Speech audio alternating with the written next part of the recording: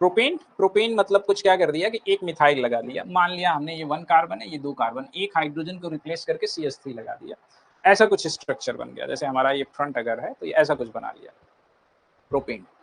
अब आपको पता है कि जो प्रोपेन है बेटा, प्रोपेन में क्या है, मिथाइल ग्रुप है और हाइड्रोजन। मिथाइल और हाइड्रोजन अगर आपके क्या रहेंगे, 0 डिग्री पे रहेंगे तो ये एक इक्लिप्स्ड कन्फर्मेशन है। लेकिन मिथाइल और हाइड्रोजन अगर 0 डिग्री पे रहेंगे तो जो एनर्जी रीच करेगी 1.3 किलो कैलोरी।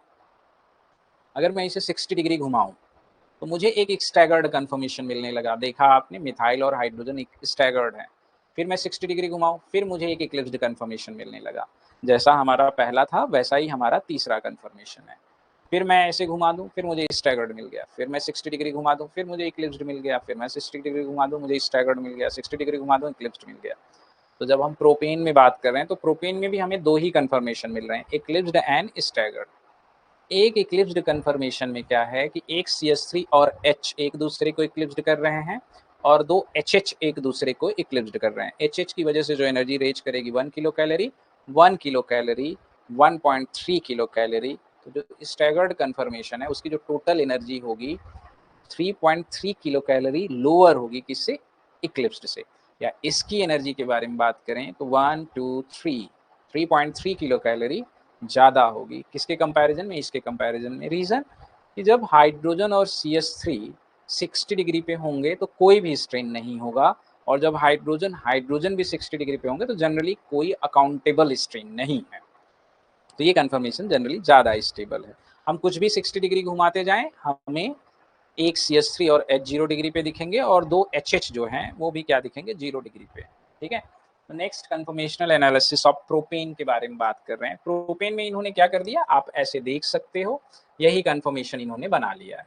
क्लियर है। फिर क्या किया इन्होंने, 60 डिग्री का रोटेशन परफॉर्म कर दिया, तो ये आपको दिखने लगा होगा। ठीक है, जिसमें CH3 आपकी तरफ आ रहा है। अब सेम क्या किया इन्होंने, इसी का प्रोजेक्शन बना लिया। इसमें कैसे बनाए, इसको पहला मान लिया, इसको दूसरा, ये पहला ये दूसरा, ये पहला ये दूसरा, ये पहला ये दूसरा। 2 कन्फर्मर हैं, इनकी वजह से जो एनर्जी रीच कर रही है कितनी, 1.3 किलो कैलोरी। इनकी वजह से जो एनर्जी रीच कर रही है कितनी, 1 किलो कैलोरी। या इधर भी 1 kilo calorie.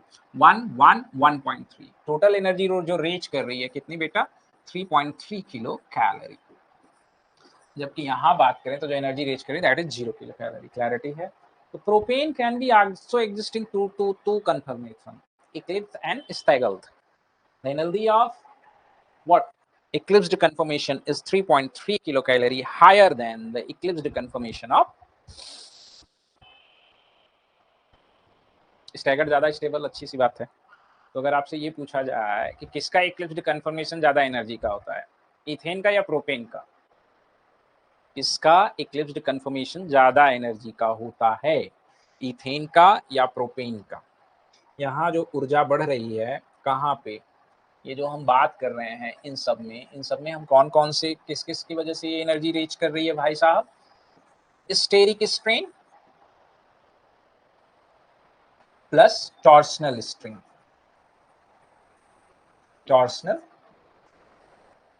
Strain, steric strain plus torsional. Propane जो कि 3.3 है, इथेन जो कि 3 ही है। प्रोपेन का जो इक्लिप्स्ड कन्फर्मेशन है वो हायर एनर्जी का होगा इन कंपैरिजन टू किसके, इथेन के। यस। अनु वर्मा, सुनील कुमार, सुनील शौकीन, जया जाट एंड नेहा। क्लैरिटी है। चलें आगे। नेक्स्ट, अब देखो, इथेन में इक्लिप्स्ड, प्रोपेन में भी इक्लिप्स्ड, इथेन में स्टैगर्ड, प्रोपेन में स्टैगर्ड, 2 ही कंफर्मेशन। बट कुछ ऐसा हो जाए क्या कि मेरे पास जो है